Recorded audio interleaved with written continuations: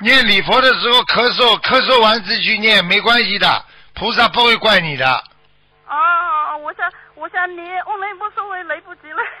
啊，没关系的，咳嗽的话你自己心里想一想，对不起，就跟菩萨说一下对不起。哦，明白吗？咳嗽好了，说声对不起的吧？对，嗯。